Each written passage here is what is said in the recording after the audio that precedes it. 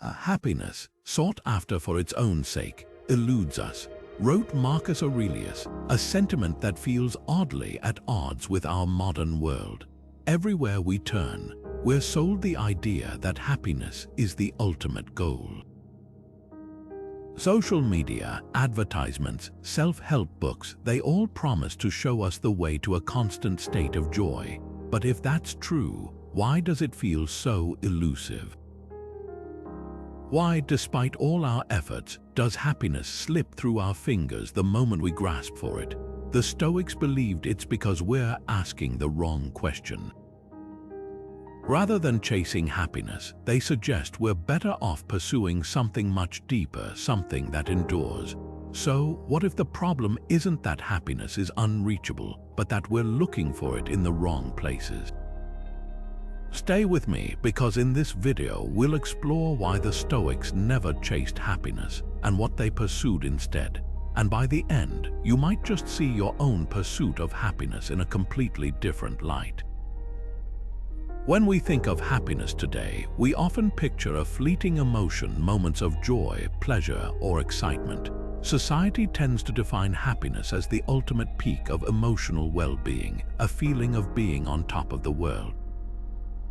But the Stoics saw happiness through an entirely different lens. To them, happiness was not an emotion at all. It wasn't something to be felt in the way we might experience a burst of laughter or the thrill of success. Instead, it was about living a life of purpose, one aligned with nature and reason. What does living in accordance with nature mean? For the Stoics, this wasn't about retreating to the wilderness or embracing a purely biological interpretation of life. It was about understanding the world as it is, its challenges, unpredictability, and imperfections, and aligning ourselves with its natural order. They believed the universe operates on rational principles, and as rational beings, our role is to live in harmony with those principles. This means accepting what we can and cannot control, as well as striving to act in ways that reflect reason and wisdom. Central to this philosophy is the concept of virtue. For the Stoics, virtue wasn't just a moral accessory or a box to check, it was the foundation of a meaningful life. The four cardinal virtues they emphasized were wisdom, courage, justice, and temperance. These weren't just abstract ideals, they were practical guides for navigating every aspect of life. Wisdom helps us discern what is truly important and what is not. Courage gives us the strength to face adversity with dignity. Justice ensures that we treat others fairly and contribute to the greater good. And temperance keeps our desires and impulses in check, preventing us from being ruled by fleeting pleasures or emotions. The fascinating thing about this approach is that it doesn't depend on external circumstances. While modern happiness often feels tied to achieving specific goals, getting a promotion, owning a dream home, or taking a luxurious vacation, the Stoic idea of happiness is entirely internal. It's about how you choose to live, not about what happens to you. A virtuous person, they argued, could be happy even under the direst conditions because their happiness stems from their character, not their situation. Consider this. Imagine someone who loses all of their material possessions in a disaster. Modern ideas of happiness would suggest that this person's joy is shattered, that they've fallen into misfortune. But a Stoic would see the situation differently.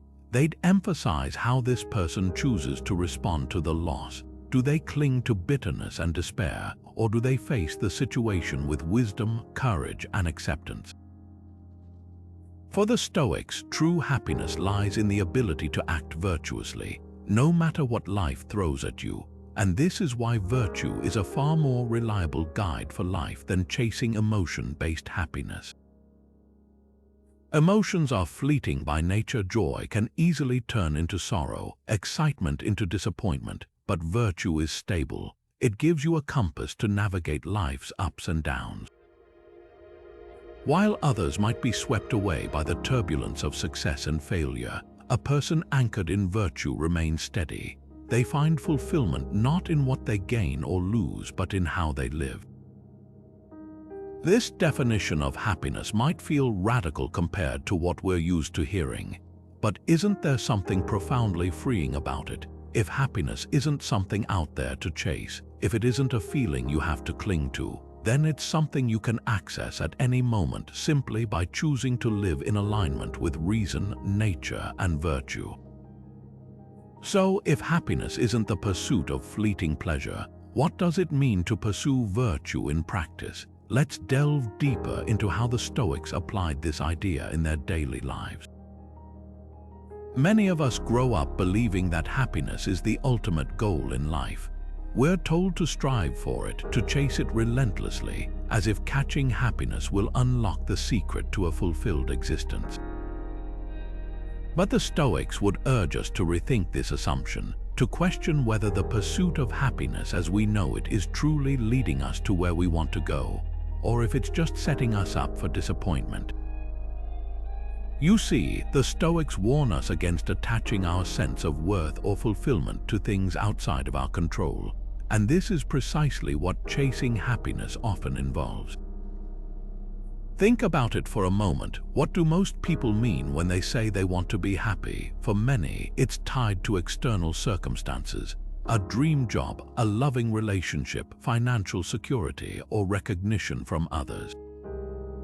While there's nothing inherently wrong with wanting these things, the Stoics believed it's dangerous to place your sense of peace or happiness entirely in their hands. Why? Because these things are not guaranteed. They're subject to change, and they're often far beyond your ability to control. Seneca, one of the most prominent Stoic philosophers, described this dilemma perfectly when he said, "The good things which belong to prosperity are to be wished, but the good things which belong to adversity are to be admired." What he's illustrating here is the unpredictability of fortune. Life is full of twists and turns, and circumstances can change in an instant. Your dream job could be eliminated by a sudden economic downturn. A flourishing relationship could end unexpectedly. An unforeseen event could strip away financial security. This isn't pessimism, it's reality. And when you tie your happiness to these external conditions, you're essentially handing over the keys to your inner peace to forces you cannot control. The Stoics emphasized this point relentlessly because they understood how fragile external happiness can be. Instead of anchoring themselves to fleeting circumstances, they focused on what they could control, their own thoughts, choices, and actions. They believed that true contentment didn't come from chasing better outcomes, but from cultivating a mindset of resilience and equanimity. If you think about it, isn't that far more empowering? Instead of feeling tossed around by the uncertainties of life, you become rooted in something far more stable, your ability to respond to life's challenges with reason and virtue. Let's take a moment to reflect on this in a real-world context. Imagine a person who spends their entire life working tirelessly to achieve financial success, believing that wealth will bring them happiness. They finally reach their goal, but instead of feeling fulfilled, they find themselves consumed by anxiety, worried about losing what they've built or dissatisfied that it hasn't brought the joy they expected. This is a classic example of what happens when we pin our happiness to external rewards. No matter how much we achieve, external circumstances are rarely enough to provide lasting contentment. As soon as we acquire one thing, we're already looking for the next, perpetually chasing a sense of completion that seems just out of reach. The Stoics would caution us to step off this treadmill of pursuit. They'd remind us that happiness, as commonly defined, is unreliable because it depends on fortune, a force that doesn't care about our plans, desires, or efforts. As Seneca wisely said, "No man has been shattered by the blows of fortune unless he was first deceived by her favors." In other words, the very act of clinging to external sources of happiness sets us up for heartache when they inevitably change or fade away. So, what's the alternative? The Stoics propose that instead of fixating on external happiness, we turn inward. We shift our focus to developing virtues like wisdom, courage, and self-discipline, qualities that remain within our control no matter what life throws our way. By doing so, we free ourselves from the emotional highs and lows brought on by external circumstances. This approach doesn't mean we reject joy or pleasure when it comes our way, but we don't depend on it. Instead, we build a foundation of inner stability, one that endures even when the storms of life rage around us. This idea may feel counterintuitive at first, especially in a world that constantly tells us to chase happiness. But when you start to see how fragile external happiness can be, the Stoic perspective begins to make sense. Why place your peace in the hands of something so unpredictable when you can find a deeper, steadier form of contentment from within? The key lies in understanding what's truly within your power to control, and this is where the Stoics invite us to focus our energy. From here, we can begin to explore what exactly that shift in focus looks like and how it can transform the way we approach our daily lives. Imagine this: you're tirelessly working for that much-anticipated promotion at your job. You've put in extra hours, taken on more responsibilities, and made countless sacrifices along the way. You tell yourself that once you get it, you'll finally feel happy, accomplished, and at peace. But then, something unexpected happens. The promotion goes to someone else. Suddenly, all that effort feels wasted, and you're left feeling defeated and frustrated. It's an all too familiar scenario for many of us, isn't it?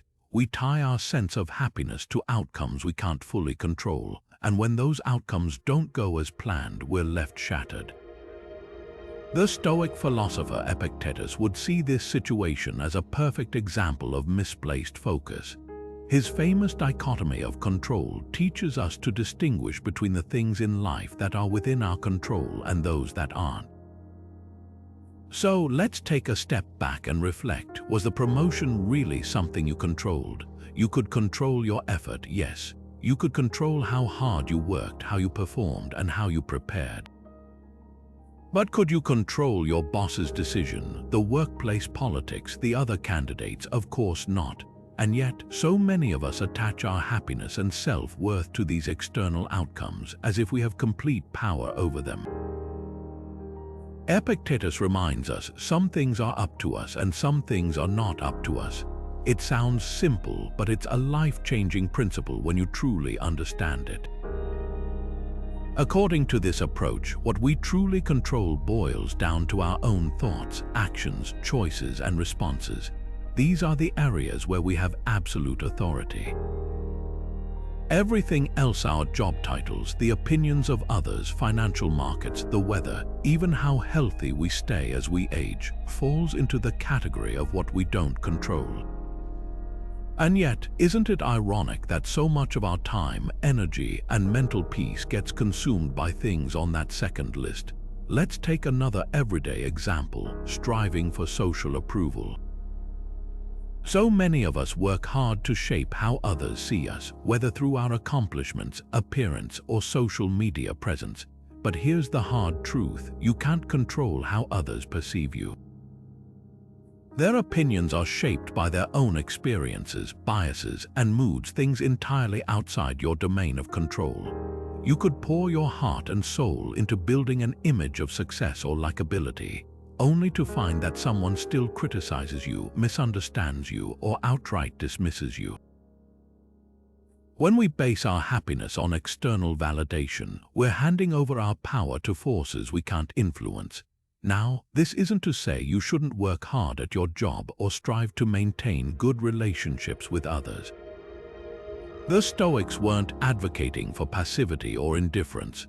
Rather, they challenge us to focus on the effort, the process, and the intention behind our actions, things we have complete control over, rather than becoming overly attached to the results which are never guaranteed.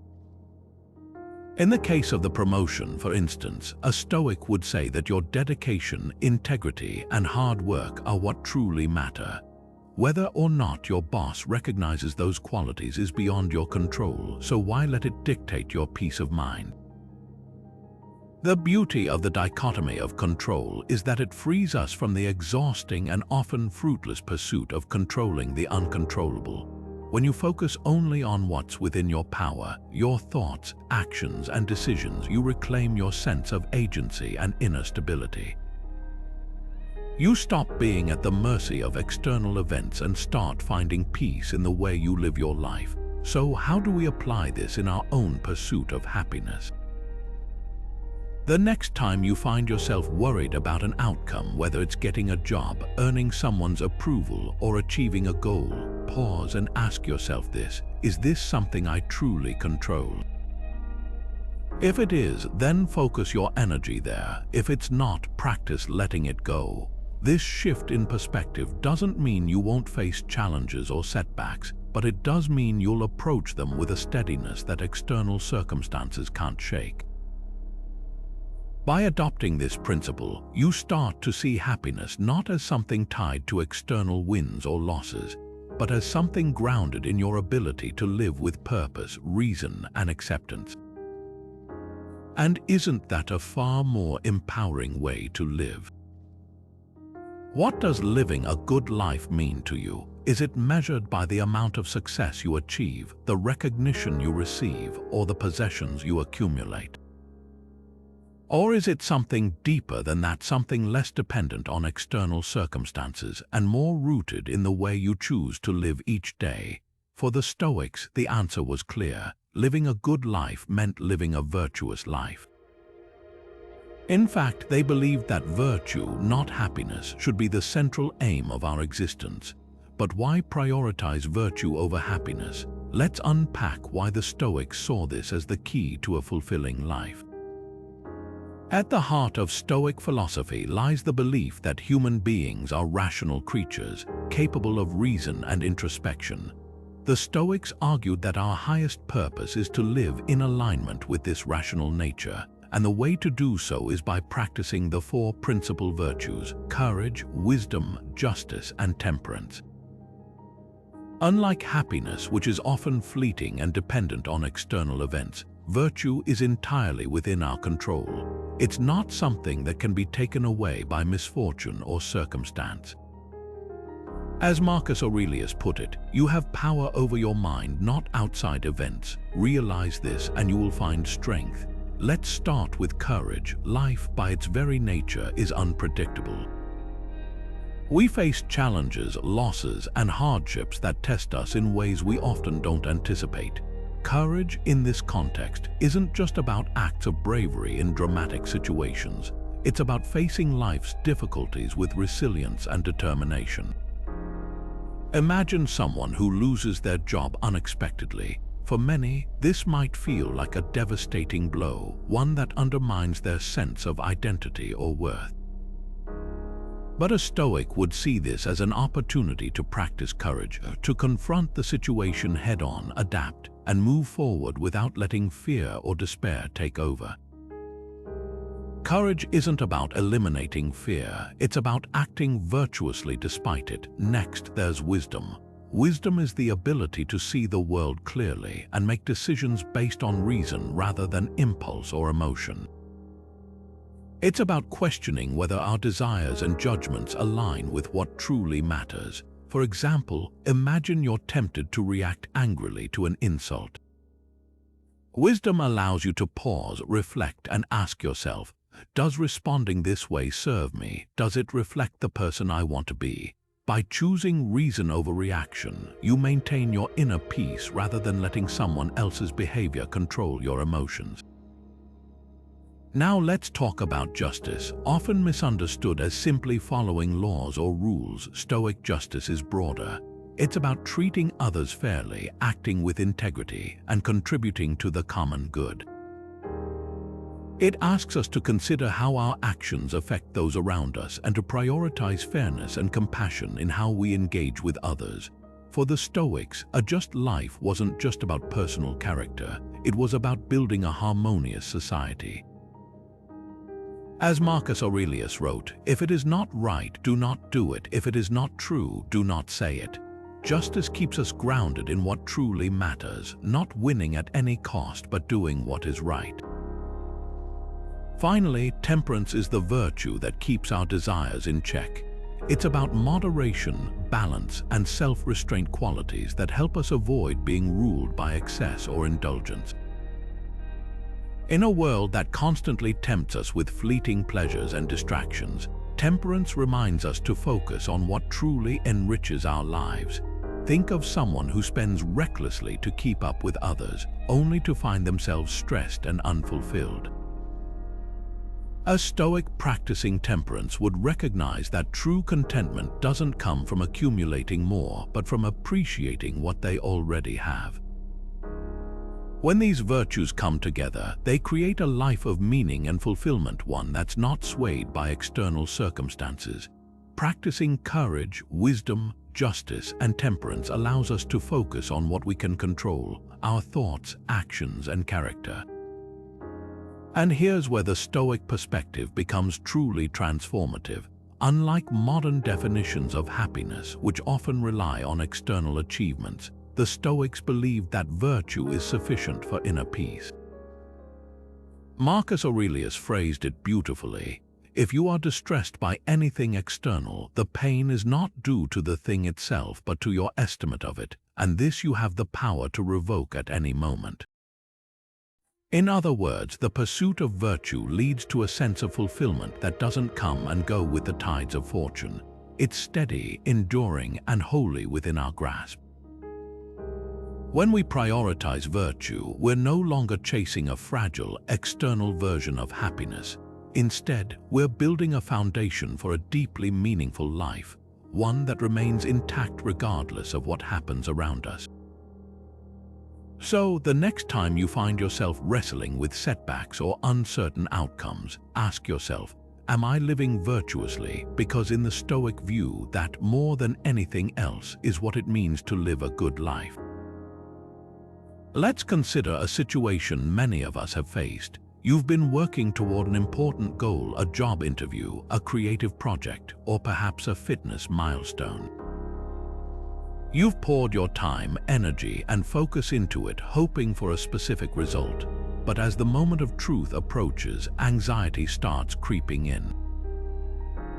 What if the interview doesn't go well? What if the project isn't received the way you imagined? What if all your efforts don't lead to the outcome you've been hoping for? It's this mental tug of war, this fixation on outcomes, that the Stoics believed to be a major source of human suffering. The solution, according to Stoic philosophy, lies in detachment from outcomes. Now, detachment doesn't mean apathy or a lack of ambition. The Stoics were not advocating for indifference toward your goals or dreams. On the contrary, they encouraged individuals to strive for excellence and to give their best effort in everything they did. However, their wisdom lay in understanding this key distinction. While you can control the effort you put in, the result is never fully in your hands. And by becoming overly attached to the outcome, you open the door to unnecessary worry, disappointment, or frustration. Seneca, with his characteristic clarity, once said, "He suffers more than necessary who suffers before it is necessary." In other words, much of our pain comes not from the reality of failure or loss, but from the fear of it, the endless cycle of what-ifs that plague us when we cling too tightly to desired results. This fear, the Stoics believed, is irrational because it focuses on things we ultimately cannot control. Whether you win that award, get the promotion, or achieve a personal best, these are outcomes influenced by countless factors outside your sphere of influence. Instead, the Stoics taught us to focus entirely on what is within our control, our intentions and efforts. Imagine, for example, someone preparing for a marathon. They spend months training, eating well, and following a meticulous running plan. On the day of the race, they give it their absolute best, but whether they finish in their target time might depend on external factors, unexpected weather, an injury, or even how other competitors perform. If they define their success solely by the outcome, they might feel crushed if things don't go as planned. But if they shift their focus to the effort they put in, the integrity of their training, the discipline they maintained, and the courage they showed on race day, they can walk away fulfilled, knowing they did everything within their power. This shift in perspective doesn't just reduce suffering, it also frees you to operate with greater clarity and less fear. When you're no longer consumed by the thought of failure or rejection, you can direct all your energy toward the task at hand. Detachment from outcomes doesn't mean giving up on goals. It means approaching them with a sense of inner peace, knowing your worth isn't tethered to external results. Take the example of artists and creators throughout history. Many of the greatest works of art, literature, and philosophy were born not from a desire for fame or recognition, but from a deep love for the craft itself. These individuals focused on the process, not the reward. And ironically, it's often when we stop grasping for a specific outcome that we produce our best work. The Stoic practice of detachment also fosters resilience. If you aren't defined by the results of your efforts, setbacks lose their sting. Failure becomes less of a personal indictment and more of a learning opportunity. You can examine what went wrong, make adjustments, and move forward without the emotional baggage of disappointment. So, how can we cultivate this detachment in our own lives? One way is through daily reflection. At the end of the day, ask yourself, did I act with integrity? Did I give my best effort? Did I stay aligned with my values? If the answer is yes, take pride in that, regardless of the outcome. By anchoring your sense of fulfillment to the quality of your actions, you'll find a steadiness that remains untouched by external forces. In essence, detachment from outcomes is about living in the present and trusting the process. It's about doing your very best while releasing the need to control what happens next. And when you let go of that need, you free yourself to experience life with a sense of peace and clarity that no triumph or failure can take away. Let's take a moment to reflect on how society tends to define success. For most people, success is tied to visible achievements, climbing the corporate ladder, acquiring wealth, owning a big house, or gaining social recognition. It's about status, accomplishments, and how the world perceives you. While these pursuits can feel rewarding in the moment, there's often a lingering dissatisfaction beneath them. How many times have we heard stories of people who seemingly have it all, yet feel empty, unfulfilled, or stressed from the relentless pursuit of more? The Stoics recognized this trap long ago and offered a radically different perspective on what success truly means. For the Stoics, success had little to do with external measures. They weren't impressed by titles, riches, or fame. Instead, they believed that true success is about cultivating moral character and living in alignment with reason. As Epictetus put it, wealth consists not in having great possessions, but in having few wants. In other words, success isn't about what you achieve or acquire, it's about how you choose to live. It lies in your ability to act with wisdom, justice, courage, and temperance, the core virtues of Stoicism. So why did they reject the external approach to success? Because they understood that basing your self-worth on external achievements leaves you vulnerable. Much like chasing happiness, chasing status or material success places control of your inner peace in the hands of factors beyond your influence. You could work tirelessly to achieve a goal, only to be derailed by circumstances outside your control, a market crash, an illness, or an unexpected change in your industry. And even if you do reach the pinnacle of success by society's standards, what happens next? The joy of achieving is often short-lived, replaced by a nagging feeling that you need to achieve even more to maintain your status or sense of worth. The Stoics argue that this is a never-ending cycle, a kind of treadmill that keeps you running without ever offering true peace. Instead, they propose that success should be measured internally through the quality of your character and the way you navigate life's challenges. Did your decisions reflect honesty and fairness? Did you act with courage in the face of fear? Did you exercise self-control and stay true to your principles even when it was difficult? To them, these are the markers of a successful life, not the accolades you receive, but the person you become through your actions. Think about it this way. Imagine two individuals. One is a wealthy CEO who bends the rules, steps on others to rise to the top, and spends their time consumed by the pursuit of more power and money. On paper, this person might appear exceptionally successful. Now consider someone who chooses to live modestly, volunteering their time to help others, acting with integrity in all their choices, and staying calm and composed during difficult times. They may not have the accolades or riches of the first individual, but who would you say is truly living a successful life? The Stoics would argue that the second person embodies real success because their life is rooted in virtue and guided by reason. Epictetus teaches us that success lies in using our rational faculty to align our actions with what is good and just. He reminds us, it is not what happens to you but how you react to it that matters. No external achievement can replace the sense of fulfillment that comes from knowing you lived in accordance with your principles.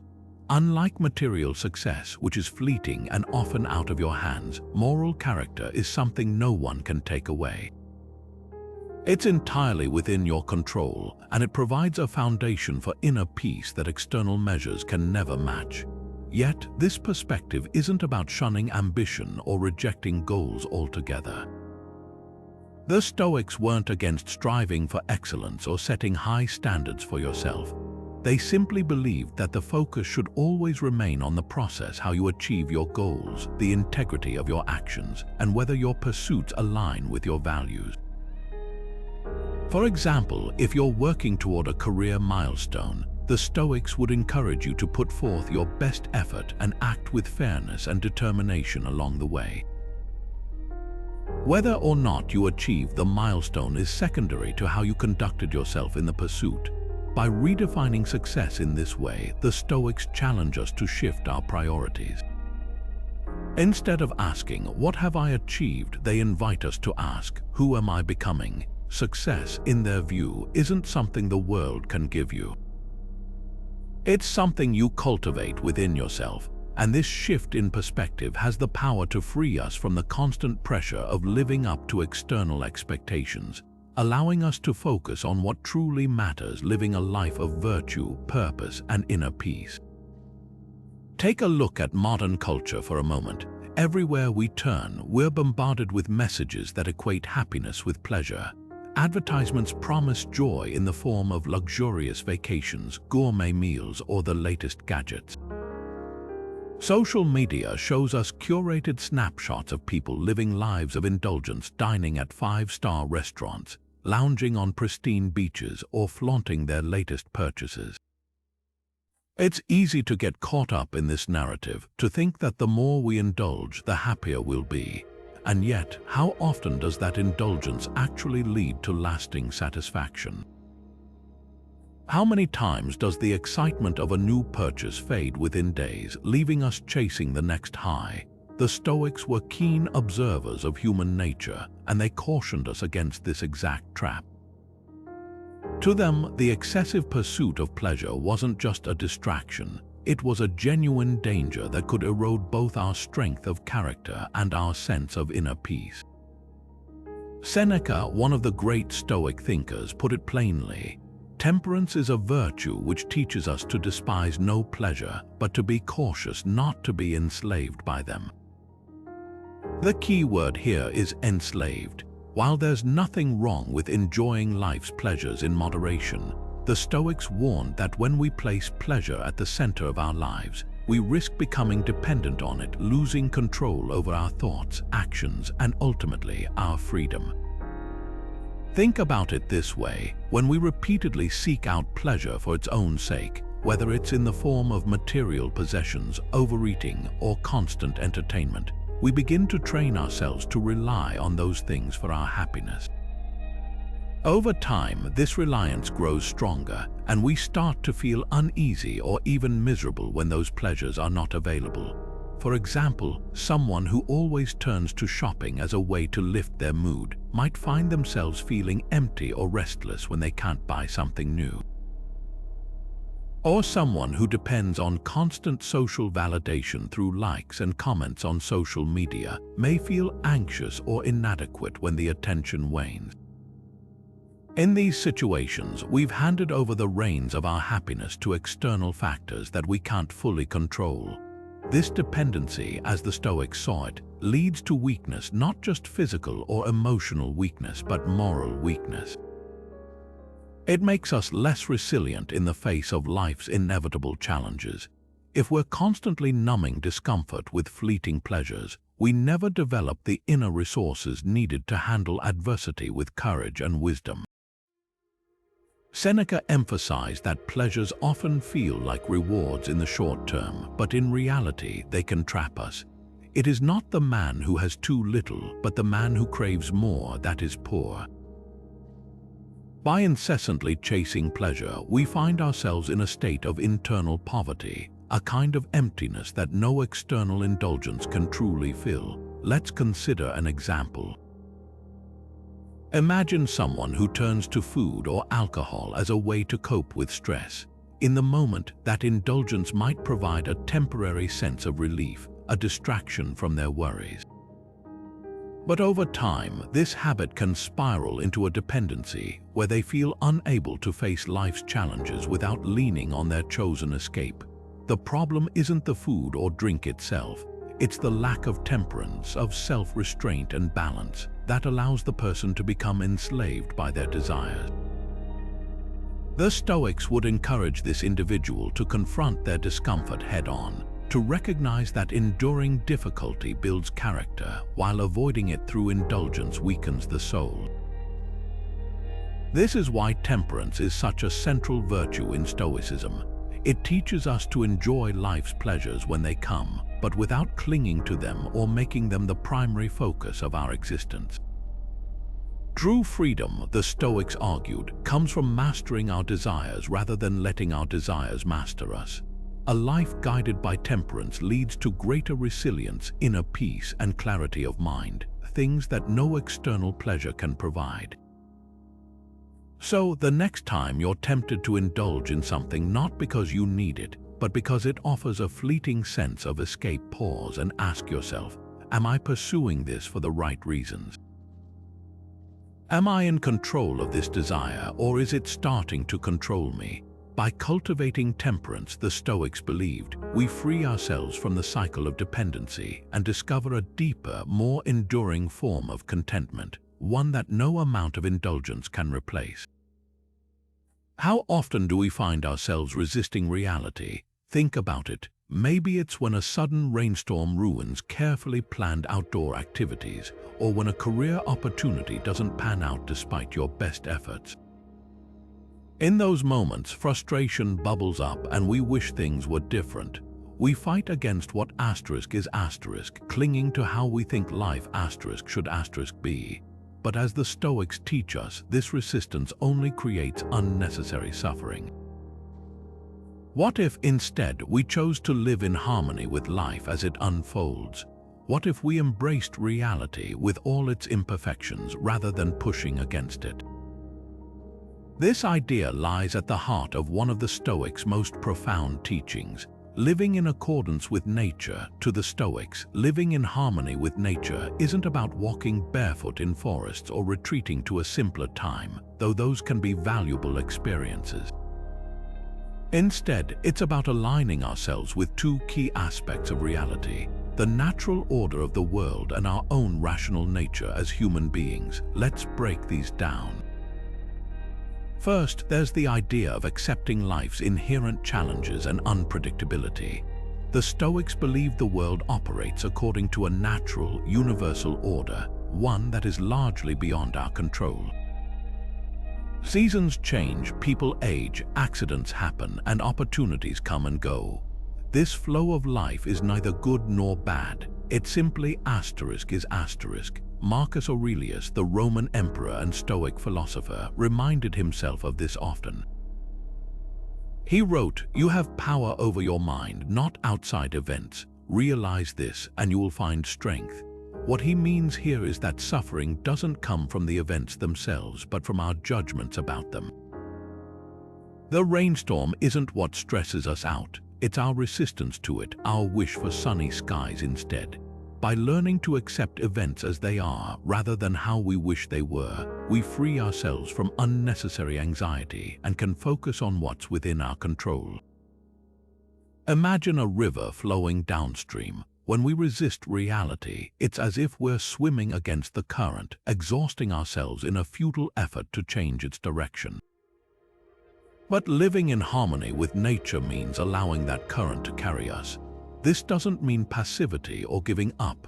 It means aligning our actions and mindset with the reality of the situation, rather than wasting energy fighting against it. For example, if unexpected obstacles come up at work, instead of lamenting how unfair it feels, a Stoic would calmly adapt, asking, "What can I do within this situation to act in accordance with reason and virtue?" And that brings us to the second aspect of living in harmony with nature, embracing our rationality as human beings. The Stoics believed that, unlike other animals, humans possess the unique ability to reason, reflect, and make deliberate choices. To live in accordance with nature means to use this gift of reason to guide our actions. Instead of reacting impulsively to anger, fear, or disappointment, we pause, think, and choose a response that aligns with our values. This is why Marcus Aurelius also emphasized, "Adapt yourself to the things among which your lot has been cast, and love sincerely the fellow creatures with whom destiny has ordained you to live." This isn't blind acceptance, it's an active, thoughtful engagement with life, guided by wisdom and virtue. Let's put this into perspective with a practical example. Think about a moment when life didn't go as planned. Perhaps you were overlooked for a promotion at work. The natural reaction might be to feel slighted, to complain, or to stew in resentment. But what would it look like to approach the situation in accordance with nature? First, you'd accept the event for what it is. The promotion went to someone else. No amount of wishing will change that. Next, you'd reflect rationally on what's within your control. Could you seek feedback to improve your chances next time? Could you shift your focus to excelling in your current role? By focusing on what you can influence, rather than resisting what's already happened, you regain your inner peace and move forward with purpose. Ultimately, living in accordance with nature is about surrendering to the flow of life while using your reason to navigate it wisely. It's about recognizing that, while you can't control the external world, you can control how you respond to it.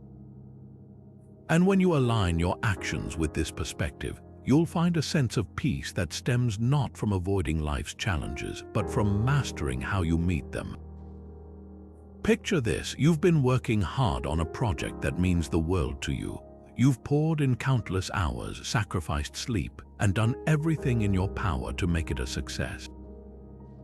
But then, out of nowhere, it falls apart. Maybe the funding didn't go through, the audience didn't respond the way you hoped, or someone else's mistake derailed everything. It's a crushing feeling, isn't it? That sense of seeing your efforts crumble, of watching something you cared deeply about slip away. In these moments, it's easy to feel defeated, to let frustration or despair take over. But what if there were a way to face such setbacks without crumbling? What if we could endure life's hardships with strength and composure? This is where the Stoic practice of resilience comes in.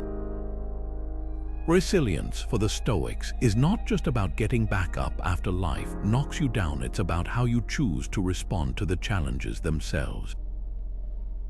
It's about enduring adversity with dignity and grace, using every difficulty as an opportunity to refine your character. One of the most well-known Stoic philosophers, Epictetus, reminds us of this with his powerful words: "Difficulties are things that show a person what they are." Therefore, when a difficulty falls upon you, remember that God, like a trainer of wrestlers, has matched you with a rough young man. Why? So that you may become an Olympic conqueror, but it is not accomplished without sweat. In this metaphor, life is the trainer, and every challenge is a sparring partner, testing and strengthening us. The Stoics didn't see obstacles as unfortunate events to avoid. They viewed them as essential parts of the human experience, opportunities to grow and practice virtues like courage, patience, and wisdom. For them, resilience wasn't just a way to survive the tough times. It was a means of thriving within them, of using adversity as fuel for self-improvement. Now, let's connect this idea to a very real modern struggle, the unpredictability of life in today's fast-paced world. Take the example of losing a job, a challenge that many of us will face at some point. The initial reaction is often panic or despair. You might feel like your stability has been ripped away, that you've lost control of your future, but a Stoic would encourage a different perspective. They'd remind you that while losing the job itself is beyond your control, how you respond is entirely up to you. Will you let the setback define you, or will you use it as an opportunity to adapt, grow stronger, and seek new paths forward? Resilience in moments like these means acknowledging the reality of the loss without becoming consumed by it. It means asking yourself, what's within my control right now? How can I act with reason and purpose to move forward? Instead of dwelling on the disappointment, a Stoic would focus on what can be learned from the experience and how to use it as a stepping stone toward future opportunities. It's not about denying the difficulty, it's about facing it head-on with clarity and composure. And this approach to resilience isn't limited to major life events. It applies to the small, everyday challenges too. Maybe it's a disagreement with a friend, a day when nothing seems to go right, or a moment when someone's harsh words sting more than they should. These are the perfect opportunities to practice fortitude. A Stoic might pause, take a deep breath, and remind themselves that while they can't control the actions of others or the random events of the day, they can control their own reactions. By choosing patience over anger, calm over chaos, and reason over impulse, they strengthen their inner resolve. Resilience in the Stoic sense is like a muscle. It grows stronger the more we use it. Each challenge we face is like a weight added to our workout. At first, it might feel heavy, even overwhelming, but over time, as we consistently choose to endure with dignity, that weight becomes lighter. We build the emotional and mental strength to navigate life's inevitable ups and downs without losing our balance. Ultimately, cultivating resilience through Stoicism allows us to move through the world with greater confidence and peace, knowing that no matter what challenges come our way, we have the tools to face them. As Epictetus reminds us, every difficulty is an opportunity to prove what we are capable of, to rise, to grow, and to become stronger than we were before. It's important to clarify something. The Stoics didn't reject happiness, contrary to the misconception that they advocated for a cold, joyless existence. The Stoics understood happiness as something far deeper and more enduring than fleeting pleasures or emotional highs. To them, happiness was not something to actively chase, but rather a natural byproduct of living in alignment with virtue. In other words, happiness wasn't the destination, it was the outcome of walking the right path. The modern world often tells us to pursue happiness outright, as if it's a tangible object we can find or acquire. But the Stoics would argue that this approach is misguided. Think of happiness like a shadow. It doesn't appear because you run after it, but because you face the light. For the Stoics, that light was virtuous living. When you focus on cultivating traits like wisdom, justice, courage, and temperance, happiness follows naturally as a result of living in harmony with your inner values and reason. Marcus Aurelius captures this beautifully in his *Meditations* when he says, If you are distressed by anything external, the pain is not due to the thing itself but to your estimate of it, and this you have the power to revoke at any moment. While this quote illustrates the Stoic focus on inner control, it also points to a profound source of joy, the ability to govern your mind and align it with reason. When your inner world is steady and in order, there's a sense of contentment, peace that no external circumstance can shake. Let's break this down with an example. Imagine someone who is deeply committed to living a virtuous life. They take pride in acting with integrity, treating others fairly, and making decisions rooted in wisdom rather than impulse. This person isn't consumed by the pursuit of wealth, status, or fleeting pleasures.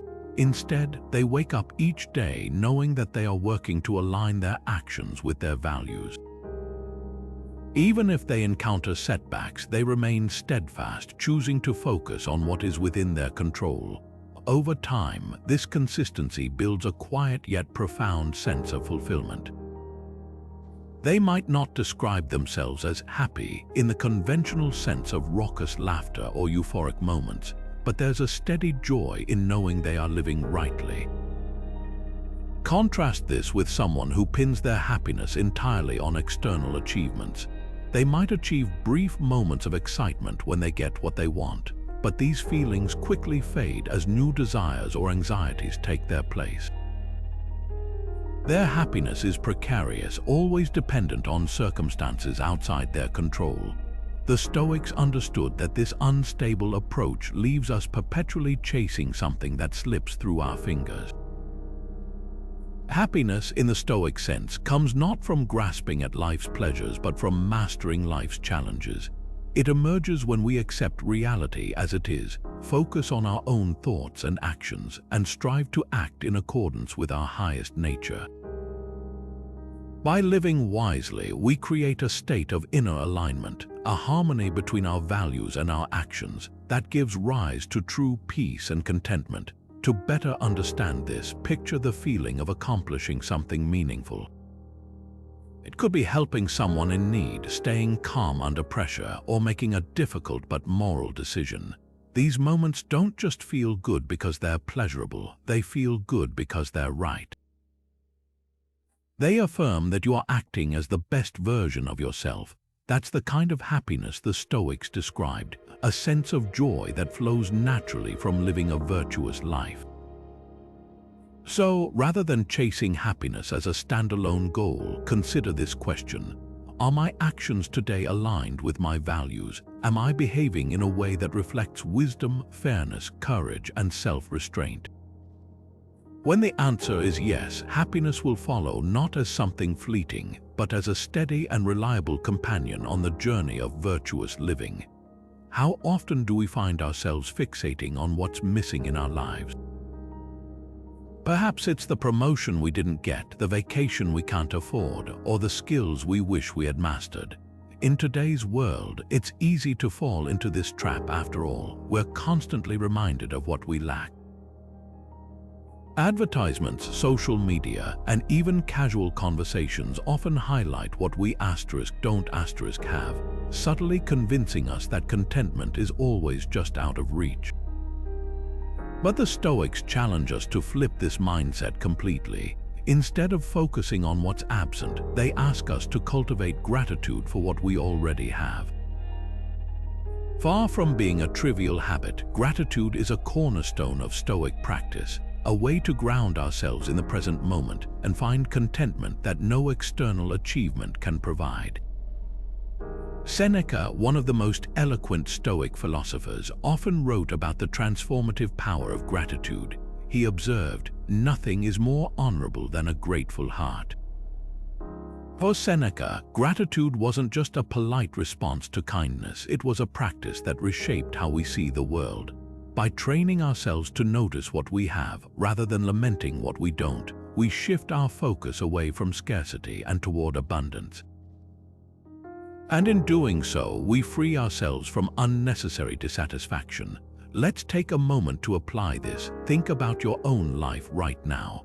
It's tempting to zero in on things you wish were different. Perhaps you want a larger home, a higher salary, or different circumstances altogether. Now pause for a moment. Instead of focusing on those desires, consider this. Do you have a safe place to sleep tonight, clean water to drink, a supportive friend or family member in your life? These are things we often take for granted, but to someone else they are a dream. When you reflect on the things you already possess, no matter how small they may seem, gratitude begins to take root. And with gratitude comes a sense of peace, not because life is perfect, but because you recognize the value in what's already before you. The Stoics practiced gratitude not simply as a feel-good exercise, but as a tool for cultivating resilience. Life, after all, is unpredictable. There will always be setbacks, losses, and obstacles beyond our control. Gratitude acts as a counterbalance, reminding us of the good amidst the difficulties. For example, if you lose a job, you might naturally focus on the fear and uncertainty that come with that loss. But gratitude helps you to also see the skills you've gained over the years, the relationships you've built, or the opportunities that lie ahead. It doesn't erase the challenge, but it shifts your perspective, allowing you to face it with strength and clarity. Gratitude also ties into another key Stoic principle, the appreciation of the present moment. Marcus Aurelius, in his Meditations frequently reminded himself to embrace the here and now, writing, "Do not indulge in dreams of having what you have not, but reckon up the chief of the blessings you do possess, and then thankfully remember how you would crave them if they were not yours." This idea is profound. How often do we overlook the things we have now, only to realize their value in hindsight? By consciously practicing gratitude, we bring our awareness back to the present, cultivating a sense of contentment that isn't dependent on future achievements or external circumstances. But make no mistake, gratitude doesn't mean ignoring your goals or settling for less than you're capable of.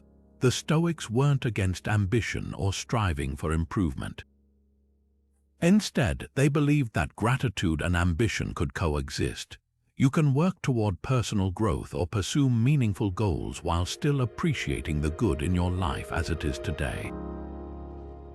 Gratitude isn't about complacency, it's about balance. It ensures that in our pursuit of more, we don't lose sight of what we already have. So, how can we start practicing gratitude in a Stoic way? It begins with daily reflection. At the end of each day, take a few moments to ask yourself, what went well today? What am I fortunate to have in my life?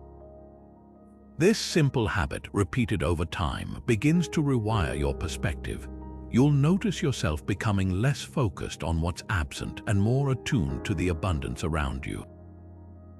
Gratitude, as the Stoics saw it, is not just a fleeting feeling, it's a discipline, one that strengthens your ability to navigate life's challenges with grace and contentment. In the end, practicing gratitude allows us to approach life with a sense of wholeness. It teaches us that true contentment doesn't come from obtaining what we want, but from cherishing what we already have. And when we embrace this mindset, we find that the happiness we so often chase was within our grasp all along. Imagine a moment when anger takes control. Perhaps someone cuts you off in traffic, or a coworker makes an unfair comment during a meeting. Your chest tightens, your thoughts race, and you feel an urge to lash out. Or consider fear, those moments when doubt creeps in before an important presentation, or when uncertainty about the future leaves you paralyzed. These emotions, anger, fear, frustration, are universal. We've all experienced their pull, and in those moments it can feel as though they're running the show. But the Stoics remind us that while we can't always stop emotions from arising, we do have the power to manage how we respond to them. Epictetus, one of the most practical Stoic teachers, likened emotions to unwelcome guests. They may knock on your door unexpectedly, but it's up to you whether you invite them in and let them take over. His famous teaching reminds us, it is not things themselves that disturb people, but their judgments about those things. Let's break that down. When something happens, say, the unfair comment from your coworker, it's not the comment itself that creates anger. What triggers the emotion is the judgment you attach to it. They're disrespecting me, or they think I'm incompetent. It's this interpretation, not the event, that fuels your emotional response. And here lies the opportunity for freedom. By changing how we perceive and interpret situations, we can change how we experience our emotions. So how do we do this in practice? The Stoics suggest a two-step process: observation and detachment. It begins with observing your emotions as they arise. Instead of being swept away by anger or fear, pause and notice it. What is your body feeling? What story is your mind telling you? By bringing attention to the emotion, you create a space between you and the feeling. You become less consumed by it and more aware of it as something separate from yourself. Marcus Aurelius encouraged this practice in his Meditations, writing, "You have power over your mind, not outside events." Realize this and you will find strength. In essence, the moment you become aware of an emotion, you stop letting it control you and start regaining control over your mind. Once you've observed the emotion, the next step is detachment. This doesn't mean denying or suppressing what you're feeling. It means recognizing that emotions are temporary and don't define you. A useful exercise here is to reframe the situation that triggered the emotion. Let's go back to the unfair comment from your coworker. Instead of jumping to conclusions about their intent, try to see the situation objectively. Were they actually trying to insult you, or could their words have come from a place of stress or misunderstanding? By shifting your interpretation, you can often diffuse the intensity of your emotional response. Another helpful technique comes from Epictetus' practice of reminding yourself what is within your control and what is not. You can't control how others behave, but you can control how you choose to respond. You might ask yourself, does this situation truly require my anger, or can I approach it with calmness and reason instead? This pause for reflection not only helps you regulate your emotions, but also allows you to act in a way that aligns with your values. Fear can be addressed in a similar way. Let's say you're feeling overwhelmed about an uncertain future. The first step is to observe the fear without judgment. Acknowledge its presence and allow yourself to sit with it instead of trying to push it away. Then focus on what's within your control. Can you take small, actionable steps toward your goals? Can you shift your focus from worst-case scenarios to realistic possibilities? By grounding yourself in the present and taking deliberate action, you reduce fear's power over you. The Stoics understood that emotions aren't inherently bad, they're simply signals. Anger can highlight injustice, fear can encourage caution. But when we let these emotions dictate our actions, we lose the clarity and composure needed to navigate life effectively. By observing and detaching from our emotions, we reclaim the ability to respond with reason and virtue rather than being ruled by impulse. The next time you feel overwhelmed by anger, fear, or frustration, take a deep breath. Pause, observe the emotion as it arises, and remind yourself, this feeling doesn't control me. As you practice this over time, you'll develop the inner calm and resilience that the Stoics prized, not by avoiding emotions, but by mastering how you respond to them. How often do we let emotions dictate our choices? Think about those moments when anger prompts us to say something we later regret, or when fear stops us from taking a meaningful risk. It's easy for emotions to feel like they're in the driver's seat, steering us toward decisions that don't truly align with our values or long-term goals. But the Stoics believed there's a better way, a way to act not out of impulse but out of deliberate, rational thought. At the core of Stoic philosophy is the idea that reason should be our guide. As rational beings, the Stoics argued, we have the unique ability to think critically, analyze situations, and choose actions that align with wisdom and virtue. Rather than being dragged around by fleeting emotions, they believed we should strive to pause, reflect, and act in a way that serves our higher purpose. Epictetus famously taught, "It's not what happens to you, but how you react to it that matters," and your reactions, according to the Stoics, should always be grounded in reason. But what does that look like in practice? Let's break it down with an example. Imagine you're in a heated argument with a friend. In the heat of the moment, you might feel the urge to lash out, to say something hurtful to win the argument. That's your emotions talking, your anger, your pride. But if you pause and think rationally, you might take a step back and ask yourself, what's my goal here? Do I want to damage this relationship, or do I want to resolve the issue constructively?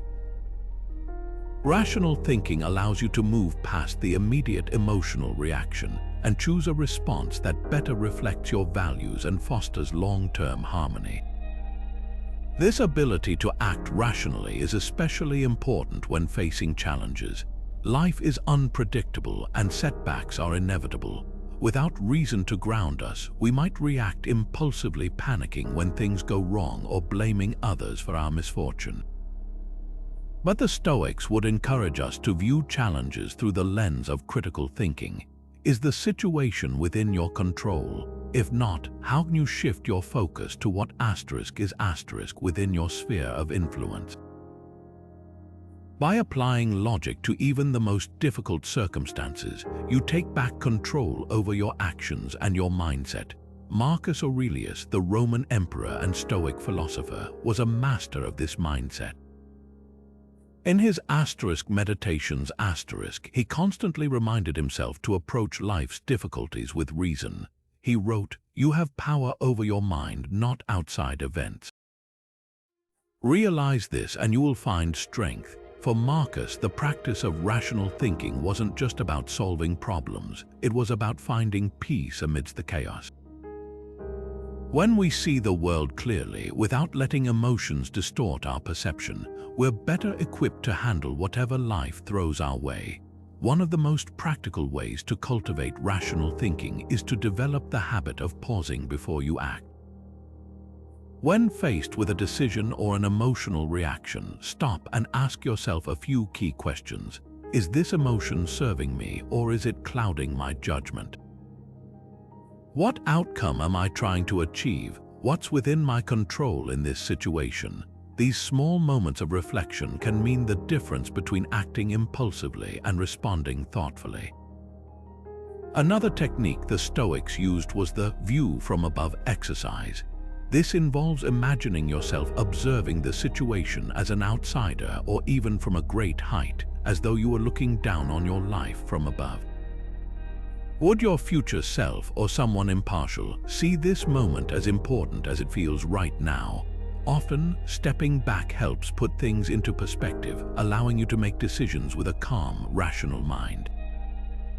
Ultimately, the power of rational thinking isn't about suppressing emotions. Emotions are a natural part of being human. Instead, it's about recognizing that while emotions can inform us, they shouldn't control us. Rational thinking gives us the clarity to act in ways that align with our principles and bring us closer to lasting peace. So the next time you feel emotions taking over, pause, reflect, and ask yourself, what would reason choose for me in this moment? In asking that, you step into the Stoic path of living wisely and deliberately. Imagine this: you've spent weeks planning an important outdoor event. It's a family reunion or maybe a wedding. All the details are meticulously arranged and you're eagerly anticipating the perfect day. But as the big moment approaches, rain clouds roll in and a torrential downpour washes away everything you've prepared for. The tables are soaked, the decorations are ruined, and guests huddle under umbrellas, discomfort written across their faces. It's a situation that would leave most of us feeling frustrated, devastated even. After all, you had a vision, a plan, and now it's falling apart in a way you couldn't control. But how would the Stoics approach this? Rather than clinging to the disappointment or lamenting what could have been, they would encourage us to practice *amor fati*, a Latin phrase that translates to love of fate. It's not just about accepting what happens, but actually embracing it wholeheartedly. To the Stoics, every event, whether we perceive it as good or bad, is part of the natural order of the universe. Marcus Aurelius, who lived by this principle, wrote, "A blazing fire makes flame and brightness out of everything that is thrown into it." In other words, life will throw challenges, disruptions, and unforeseen circumstances our way, but it's up to us to decide how we respond. Do we resist, complain, and suffer, or do we embrace what happens and find value in it? This practice is easier said than done, of course. When things don't go according to plan, our first instinct is often resistance, trying to will reality into being what we wanted it to be. But the Stoics understood that this resistance only causes more suffering. When we argue with reality, the rainstorm doesn't stop, the missed opportunity doesn't return, the loss doesn't undo itself. What happens, happens, and our resistance only keeps us stuck in frustration and pain. So, what does *amor fati* look like in practice? Let's return to the ruined outdoor event. A Stoic might take a moment to feel the disappointment, acknowledging that it's natural to feel upset when something important doesn't go as planned. But rather than staying stuck in those feelings, they'd shift their perspective. Instead of wishing the rain away, they'd welcome it as part of the natural flow of life. Perhaps the rain teaches them to be more adaptable, to laugh in the face of the unexpected, or to find joy in gathering everyone inside for an improvised celebration. By embracing the situation as it unfolds, they turn what could have been a source of misery into a moment of growth or connection. At its core, *amor fati* is about seeing every event as necessary, even if we don't immediately understand why. It's about trusting that everything, in some way, contributes to the greater whole of our lives. This doesn't mean we have to pretend that hardship or difficulty is enjoyable, but it does mean choosing to respond to it constructively rather than with resistance. After all, the rainstorm isn't the enemy, it's simply part of life, indifferent to our plans. This mindset applies not just to minor inconveniences, but to life's greatest challenges. Imagine losing a job, facing a serious illness, or watching a long-term dream slip away. These are the moments where *amor fati* can feel almost impossible. But the Stoics would remind us that even in tragedy, there's room to grow. They'd encourage us to ask, what can I learn from this? How can I emerge from this stronger, kinder, or wiser? Marcus Aurelius also wrote, "Whatever happens to you has been waiting to happen since the beginning of time." To him, every event is woven into the fabric of existence, and our role is not to fight against our fate, but to embrace it as an opportunity to live with virtue. Practicing *amor fati* doesn't come naturally. It requires effort, mindfulness, and a willingness to let go of the way we think things should be. But when we do, we find a sense of peace that isn't tied to circumstances. By welcoming life's twists and turns, by embracing our fate rather than resisting it, we align ourselves with the natural flow of the universe, and in doing so, we transform every moment, rainstorms and all, into an opportunity to grow, to learn, and to live fully. How often do we find ourselves looking outward for fulfillment? Maybe it's in our careers, relationships, possessions, or achievements. We tell ourselves, if I can just get that promotion, find the perfect partner, or reach this one goal, then I'll finally feel at peace. It's a tempting thought, isn't it? But how often does that peace actually last? Once we achieve the thing we've been striving for, the satisfaction is often fleeting. Soon, we're onto the next pursuit, chasing yet another milestone in the hopes that it will fill the gap. The Stoics, however, believed this cycle of looking outward for peace is fundamentally flawed. To the Stoics, true peace doesn't come from external things, it comes from within. Seneca, one of the great Stoic philosophers, put it simply: true happiness is to enjoy the present without anxious dependence upon the future, not to amuse ourselves with either hopes or fears, but to rest satisfied with what we have, which is sufficient. In this one sentence, Seneca captures the essence of Stoic inner peace. Tranquility isn't found in the external world, but in a quiet, steady mind that isn't pulled in every direction by hopes and fears. This idea can feel counterintuitive, especially in today's world. We're constantly bombarded with messages that tell us happiness is just one purchase, one achievement, or one experience away. But the Stoics urge us to look inward and recognize that peace has little to do with what surrounds us. After all, the external world is unpredictable. Circumstances change, people come and go, and fortune can bless us one day and abandon us the next. By seeking peace externally, we attach our well-being to things we can't control, making it fragile and easily disrupted.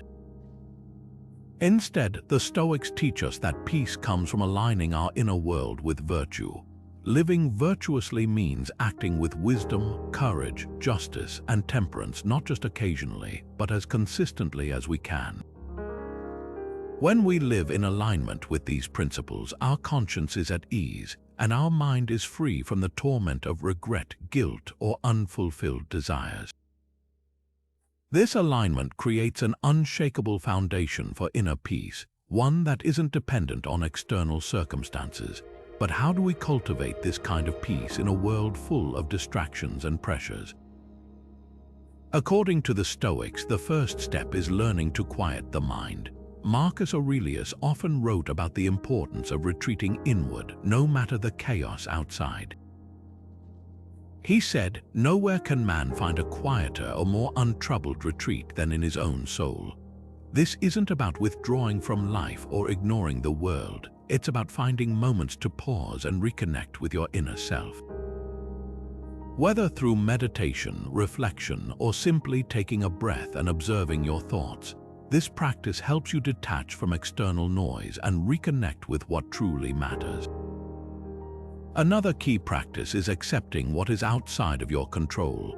When we constantly resist or fight reality, wishing things were different, clinging to what we've lost, or fearing what's to come, we create unnecessary turmoil within ourselves. The Stoics encourage us to focus instead on what we can control: our thoughts, our actions, and our character. By letting go of the need to control the uncontrollable, we free our minds of unnecessary stress and make room for tranquility. Finally, gratitude plays a powerful role in nurturing inner peace.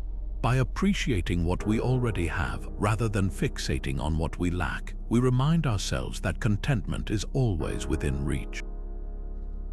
A grateful heart, the Stoics believed, is a peaceful heart.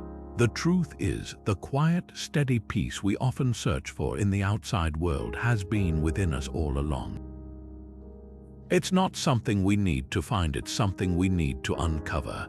By quieting the mind, living in alignment with virtue, and focusing on what we can control, we create an unshakable inner sanctuary. And when we do, we realize that no external chaos can disturb the tranquility we carry within us. So, the next time life feels turbulent, ask yourself, am I looking outward for peace, or am I cultivating it within? As the Stoics remind us, the choice and the power has always been ours. Think back to a time when life threw an unexpected challenge your way. Maybe you faced a setback at work, like being passed over for a promotion you worked hard for, or dealt with a personal struggle, such as the end of a relationship you cherished. In the moment, it likely felt overwhelming. Frustration, disappointment, and even self-doubt may have crept in. But now, looking back, ask yourself this: did that setback leave you weaker, or did it force you to grow, to adapt, and to build a stronger version of yourself? This is exactly how the Stoics approached adversity. To them, challenges weren't roadblocks, they were stepping stones. Epictetus, a former slave who rose to become one of history's most influential philosophers, captured this mindset perfectly when he said, difficulties are the things that show a person what they are. So when a difficulty arises, remember that God, like a trainer of wrestlers, has matched you with a tough opponent. In other words, every hardship is an opportunity for growth, a chance to refine your character and strengthen virtues like patience, courage, and resilience. Let's explore how this reframing of adversity works in practice. Imagine someone loses their job unexpectedly, a situation that, on the surface, feels demoralizing and unfair. At first, it's natural to feel paralyzed by the weight of the setback, but a Stoic would encourage this person to step back and reframe the situation. Instead of asking, "Why did this happen to me?" they'd ask, "What can I learn from this and how can it make me stronger?" Perhaps this experience pushes them to reevaluate their priorities, eventually leading to a career path more aligned with their passions. Or maybe it teaches them resilience and adaptability, traits that will serve them for the rest of their life. The point isn't just to endure the hardship, but to transform it into a source of personal growth. This perspective, seeing adversity as an opportunity, is like building a muscle. Each time you face a challenge and choose to reframe it, you strengthen your ability to bounce back with greater clarity and purpose. Just as a wrestler grows stronger by training against difficult opponents, you grow stronger by rising to meet life's obstacles. This is why the Stoics believed that challenges are crucial. They're the very thing that sharpens our character. Without them, there's little room for growth. To take this idea further, let's reflect on how reframing difficulties fosters resilience. When you view every challenge as training for the kind of person you want to become, setbacks lose much of their sting. Instead of seeing adversity as an unfair punishment, you start to see it as a chance to practice and embody your virtues. For example, a disagreement with a friend could become an opportunity to practice patience and forgiveness. Facing rejection might teach you humility and perseverance. Even something as simple as being stuck in traffic could become a lesson in developing gratitude for the time to pause and reflect. The key is to change your focus from resisting the problem to asking, "What qualities can I build in response to this?" Resilience isn't about ignoring or minimizing hardships. It's about cultivating the inner strength to face them head-on and grow from the experience. And this isn't just a Stoic ideal, it's a skill you can develop deliberately. The next time you encounter a setback, try this: pause and reframe the situation. Ask yourself, what can this teach me, and how can I use this to become better? The more often you do this, the more you'll notice a shift. Challenges that once seemed insurmountable begin to look like valuable opportunities for growth. Ultimately, the Stoic approach to adversity reminds us of a simple yet profound truth. Life's difficulties don't define us, our response to them does. By reframing challenges as training opportunities, you not only build resilience, but you also take active steps toward becoming the best version of yourself. Adversity, then, isn't something to be feared, it's something to be embraced. As Marcus Aurelius wisely wrote, "The impediment to action advances action." What stands in the way becomes the way. Every obstacle holds the potential to push us forward, if we choose to see it that way. So the next time life throws you a curveball, remember, this is your training ground.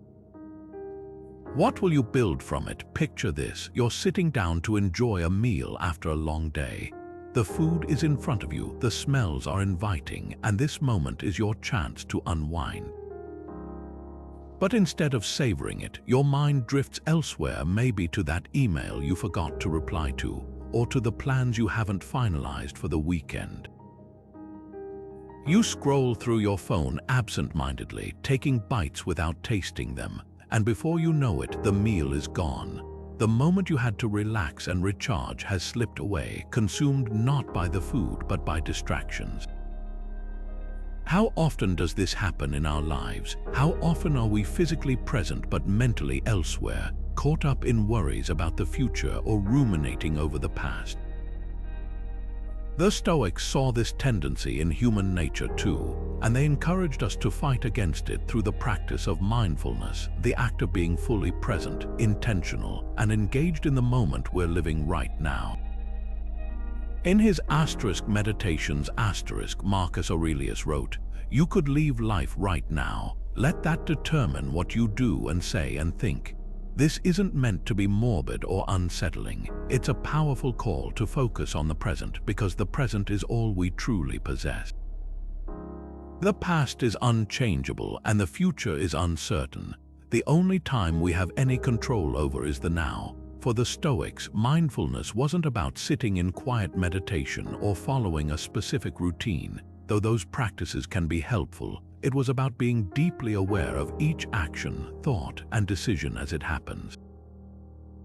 They believed that living intentionally, fully immersed in the now, allows us to align our actions with virtue and keep our minds from being swept away by distractions, fears, or regrets. When you're focused on the moment at hand, you're no longer haunted by yesterday's mistakes or paralyzed by tomorrow's uncertainties. Instead, you're free to engage fully with life as it unfolds. Let's take a relatable example. Imagine you're in the middle of a conversation with a friend. They're opening up to you about something that's weighing on their mind, but instead of listening, your thoughts wander to your to-do list or a message you just received. You nod along, but you're not really their asterisk. Not only are you missing an opportunity to connect, but you may leave that conversation feeling distracted, unsettled, and even regretful. Now imagine the alternative. You set those distractions aside and give your friend your full attention. You listen, respond thoughtfully, and focus entirely on the present moment. The interaction becomes more meaningful for both of you, and you leave feeling engaged and connected. This is the essence of Stoic mindfulness, to be fully engaged with what you're doing, no matter how ordinary it may seem. Whether it's listening to a friend, washing the dishes, or completing a task at work, the Stoics believe that every action deserves your whole focus. By being present, you not only enhance the quality of your experiences, but also reduce the mental clutter that comes from constantly juggling thoughts of the past and future. Of course, practicing mindfulness isn't always easy, especially in today's world. We're constantly bombarded by notifications, responsibilities, and the pressure to multitask. But the Stoics remind us that focus and presence are skills we can cultivate with intention. Start by noticing when your mind drifts. When you catch yourself distracted, gently bring your attention back to the task or moment at hand. If you're eating, taste each bite. If you're working, give your full attention to the task instead of toggling between windows or checking your phone. And when worries about the future creep in, remind yourself that you can't control tomorrow. What you can control is how you engage with right now. Ultimately, mindfulness isn't just about being present, it's about reclaiming your time and your life. The more we anchor ourselves in the moment, the more we develop a sense of peace and clarity that no external distraction can shake. As Marcus Aurelius wisely reminds us, confine yourself to the present. Because when we do, we not only act with greater purpose, we truly live. How often do we feel like we're at the mercy of things outside our control? Maybe it's the desire for someone's approval, the fear of losing something we've worked hard for, or the constant need to meet society's expectations.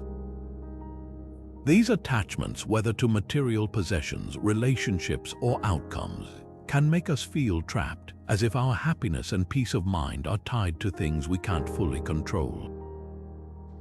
But what if there was a way to untangle ourselves from this constant push and pull? What if we could free ourselves from the fear of loss and the endless hunger for more? The Stoics believed we could, and the key lies in embracing a simple but profound truth. Real freedom comes from letting go. The Stoics taught that many of life's struggles stem from attaching our sense of happiness or worth to things outside our control. Epictetus captured this brilliantly when he said, freedom is the only worthy goal in life. It is won by disregarding things that lie beyond our control. At first glance, this might seem like a call to care less about life, but that's not what the Stoics meant. Instead, they encourage us to shift our focus inward, to invest our energy in the one thing we always have control over: our own minds, our thoughts, actions, and choices.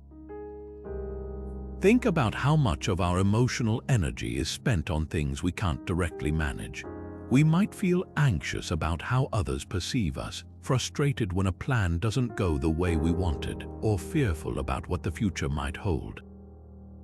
These attachments to external outcomes often leave us feeling powerless, but here's the Stoic insight: if we shift our focus to what's within our control, our own values, decisions, and mindset, we can break free from this cycle of dependency.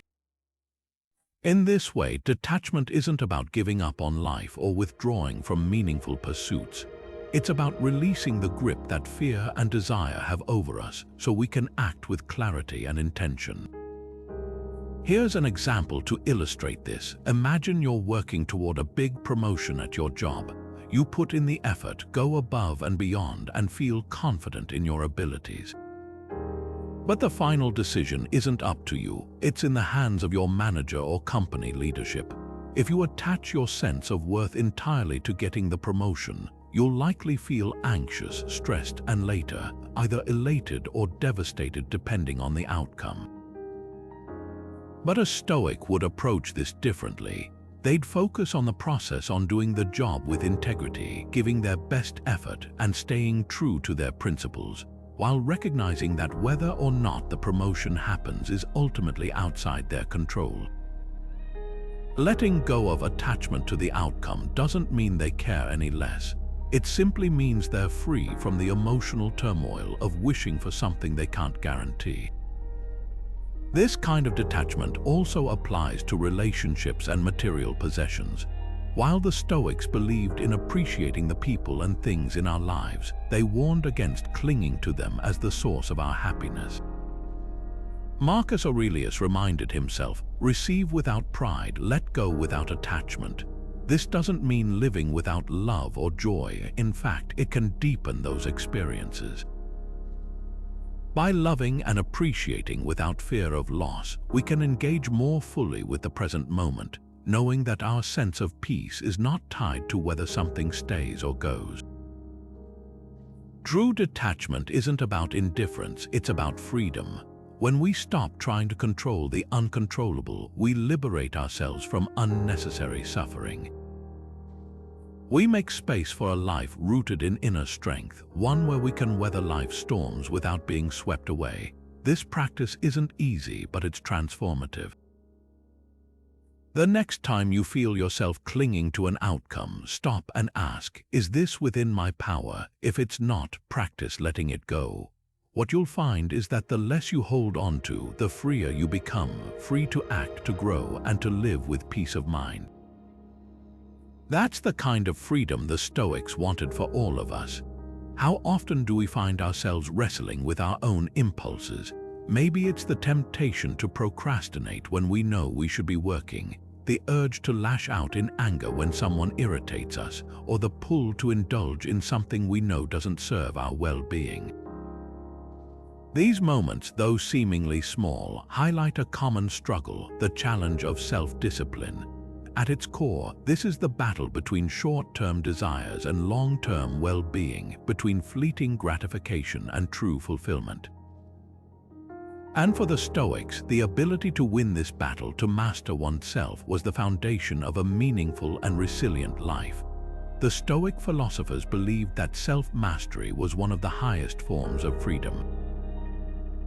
While it's easy to think of freedom as the ability to do what we want, the Stoics turned this idea on its head. To them, real freedom wasn't about giving in to every desire or impulse. It was about having the inner strength to choose what's right, regardless of temptation or difficulty. Epictetus, himself a former slave who became one of the most influential Stoic thinkers, put it powerfully: "No man is free who is not master of himself." He argued that while we cannot always control external circumstances, we can and must control how we respond to them, and that begins with mastering our own mind. But what does self-mastery look like in practice? It starts with developing the ability to pause and reflect before acting. Think about how often we act on autopilot, letting our emotions or cravings dictate our behavior. You're feeling stressed, so you reach for junk food without a second thought. Someone says something hurtful, and you immediately snap back. These are moments when we've handed over control not to external forces, but to our own unexamined impulses. Self-mastery is about reclaiming that control. It's about recognizing the urge as it arises, pausing to reflect on whether it aligns with your values, and making a conscious decision to act or not act accordingly. Take anger, for example, a common emotion we all experience. When anger flares up, it can feel overwhelming, as if it's controlling us rather than the other way around. But Epictetus reminds us that anger, like all emotions, is a choice. He taught that while we can't prevent the initial spark of anger, we do have the power to decide whether we feed it or let it pass. Imagine someone cutting you off in traffic. Your impulse might be to honk, shout, or let the incident ruin your mood. But with self-mastery, you pause and ask yourself, is this response truly worth my peace of mind? By reframing the situation and choosing not to act on the anger, you remain in control not just of the moment, but of your overall sense of calm and stability. Mastering desires works in much the same way. The Stoics didn't believe in suppressing all pleasures or denying ourselves joy, but they emphasized the importance of moderation and intentionality. Seneca wrote, "It is not the man who has too little, but the man who craves more that is poor." In other words, the problem isn't enjoying life's pleasures, it's letting those pleasures control you. Self-mastery helps us draw the line between what adds value to our lives and what pulls us away from our higher purpose. And here's the beauty of self-mastery. It's a skill that grows stronger with practice. Each time you resist an impulse that doesn't serve you, or respond thoughtfully rather than reactively, you're training your mind to choose reason over reflex. Over time, these small choices build into a foundation of inner strength, a resilience that allows you to navigate life's challenges with clarity and composure. So, the next time you face a moment of temptation or emotional intensity, pause and ask yourself, who's in control here, me or this impulse? Remember, self-mastery isn't about perfection. It's about progress, and with each step you take toward mastering your own mind, you gain a deeper sense of freedom and peace, one that no external force can take away. How often do we think of happiness as something personal, something just for us? We're often told that happiness is about chasing our individual dreams, fulfilling our desires, or creating the perfect life for ourselves. And while there's nothing wrong with pursuing personal goals, the Stoics believed that true fulfillment and true joy comes from going beyond ourselves.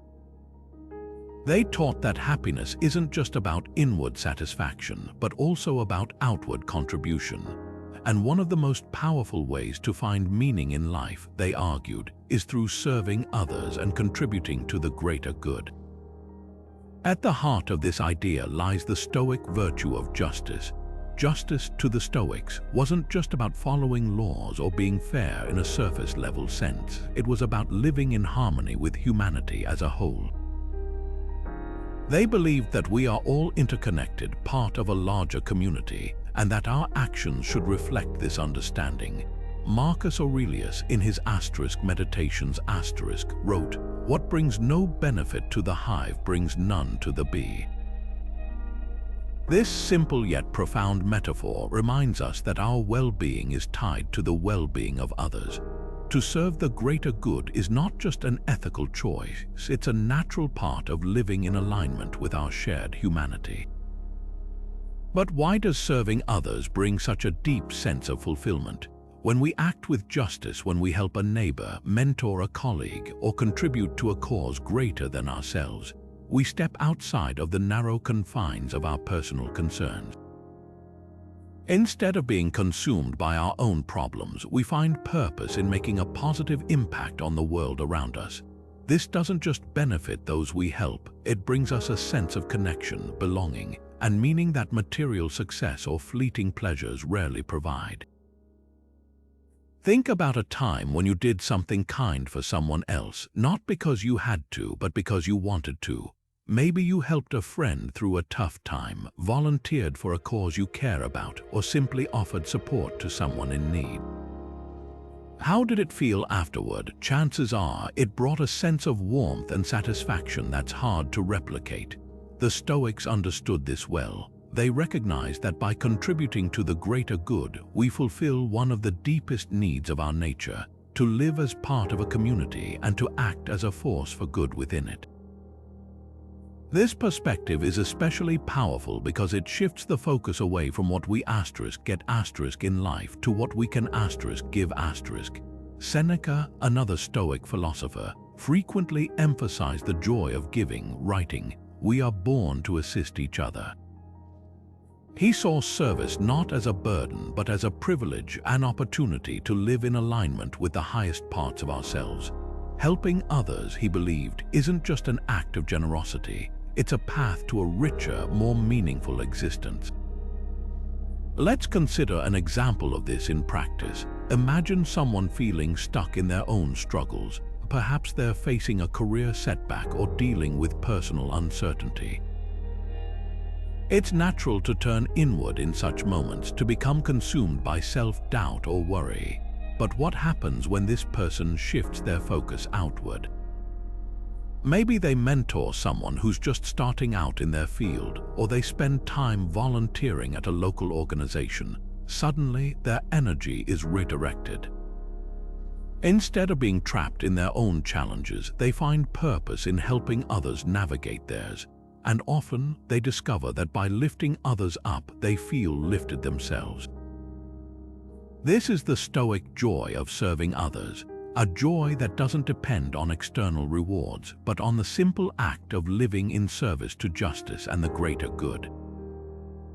It's a reminder that happiness isn't something we find by hoarding it for ourselves. It's something we create by sharing it with others. And when we act with this sense of purpose, we not only align with our core Stoic values, we experience a fulfillment that's deeper and more enduring than anything we could chase for ourselves alone. So, the next time you seek happiness, ask yourself, how can I make a difference? Because in reaching out to help others, you just might find the sense of joy and connection you've been looking for all along. As we've explored throughout this video, the Stoics didn't see happiness as something to pursue directly. To them, happiness wasn't the prize at the end of the race. It was something that naturally emerged when you lived in harmony with virtue, reason, and the natural flow of life. They understood that chasing happiness for its own sake often led to frustration and emptiness because it depended on things outside our control: fortune, circumstances, or the fleeting pleasures of the moment. Instead, they shifted their focus inward, grounding themselves in what they could control: their thoughts, their actions, and their character. At the heart of their philosophy lies a beautiful simplicity. Happiness is a byproduct of living well. When you focus on cultivating virtues like wisdom, courage, justice, and temperance, you align yourself with your highest potential. When you accept life's challenges as opportunities for growth rather than obstacles to happiness, you develop resilience and strength. And when you release your grasp on things you cannot control, you discover the inner peace that no external event can take away. We also talked about how the Stoics faced adversity with grace and reframed challenges as stepping stones to becoming better, stronger, and more grounded individuals. They reminded us that life will always bring hardship, but it's our response to these moments that defines us. And through this, they taught us one of their most valuable lessons, that even in the face of difficulty, we can find meaning, purpose, and yes, happiness. So, how do we bring these lessons into our own lives? It starts with reflection. The next time you face a setback, pause for a moment and ask yourself, is this within my control? If it isn't, practice letting it go, and if it is, focus on how you can approach the situation with reason and virtue. Or, next time you're tempted to chase external validation or fleeting pleasures, stop and consider whether they truly align with your deeper values.